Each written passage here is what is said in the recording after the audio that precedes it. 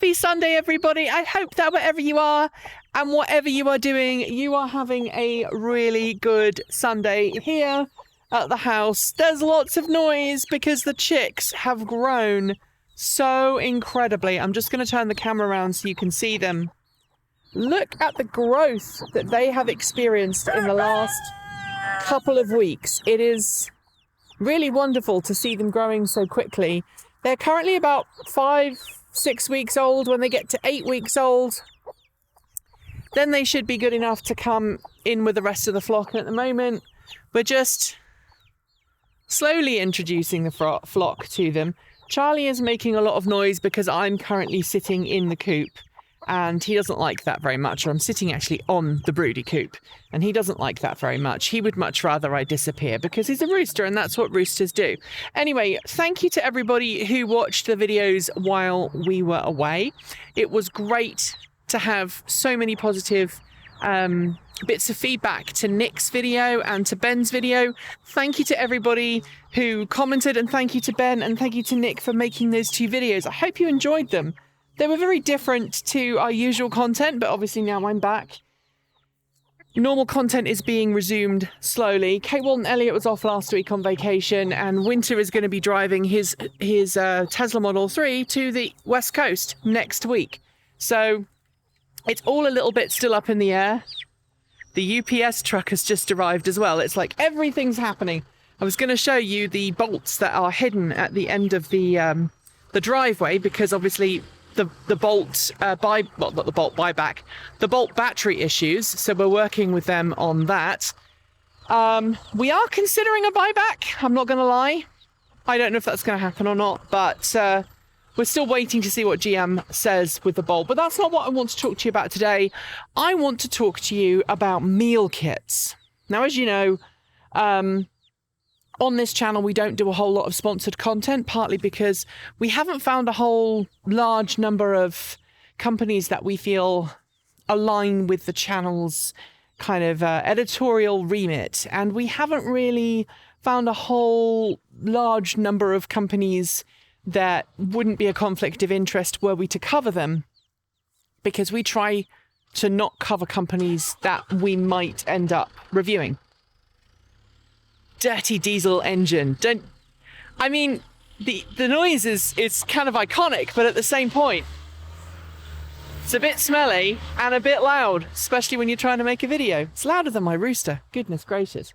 Anyway, where was I? Right. So I watch other channels on YouTube, and I watch the ads that they do and the integrations that they do, and I pay attention to that because sometimes I might come up with an idea for an ad integration that I like the sound of. And a couple of weeks ago, I watched a couple who are doing an off-grid kind of living video series. They're building their own house. They're going as kind of independent as they possibly can, homesteading. And they did this fantastic video about their house and their progress and their garden. And then they did a video for a HelloFresh or something similar, kind of a meal that you buy, and it comes either pre-prepared or it comes with a set of instructions to teach you how to make the food yourself. And the more I think about it, the more I think that maybe those meal kit services are not part of the solution, but actually part of the problem. Now, let's be honest, they exist because a lot of adults don't know how to cook. They don't have basic culinary skills. And if it was purely for educational purposes, those meal kit companies might actually be a good way of getting people to cook, because it encourages people to learn to make meals that they might not have ever cooked. And it also encourages people who don't have a lot of spare time to, when they come home from work, get involved in the kitchen and make some healthy, fresh food, as opposed to just opening another pizza and putting it in the oven, or worse still, going down to the fish and chip shop every night and bringing home takeout. But at the same time, I keep getting hit by the carbon footprint that these companies must generate.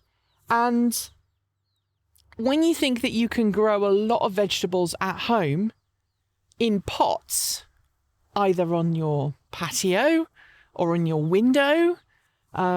People can even grow potatoes in, a reasonably sized plant pot, but you can grow enough potatoes for 1 or 2 people in a couple of large plant pots, like the ones that may be 1.5 feet across. You can grow a decent number of potatoes in that on your doorstep, as long as you're allowed to. And some other plants, microgreens and things like that, you can grow in plant pots on your windowsill. And of course, if you get used to working with your local farmers market or just other local cooperatives, there are lots of cooperative stores that exist in these parts.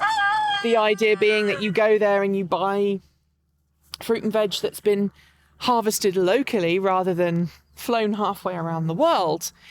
You can actually make a decent number of meals using local ingredients without the carbon footprint. And I know a lot of people who watch this channel either have an electric car or want to get a plug-in car of some description, or they might cycle or they walk or they live in town and they're going to go down the road. Now, we've recently done videos talking about making food and growing food. And a lot of you have said, no, I'm not interested in growing food. I want to have food that's ready for me to eat, or at least ready for me to prepare. But these meal kit services involve a lot of extra packaging, even if they are cardboard, which they sometimes are, a lot of extra packaging. And of course, then you have the miles to transport things to you. And I feel a little bit hypocritical because we just had a delivery appear at the house. And honestly, I'm not sure what that is. It might be something for the business. Normally when we have things arrive at the house, it's camera gear and things like that you can't just drive down to a local shop and buy. But when it comes to food, I know I can go down to a local store and get fruit and vegetables that are local. Obviously, I'm growing my own here. I'm wandering over towards the strawberries and the raspberries, and I don't think we have any strawberries on here right now. Nope, no strawberries and no raspberries ready, although look at those. They are growing really fantastically. I would love to challenge someone for the cost of buying a meal kit to see how many meals they could actually make at home for the cost of a meal kit, or what ingredients they could buy.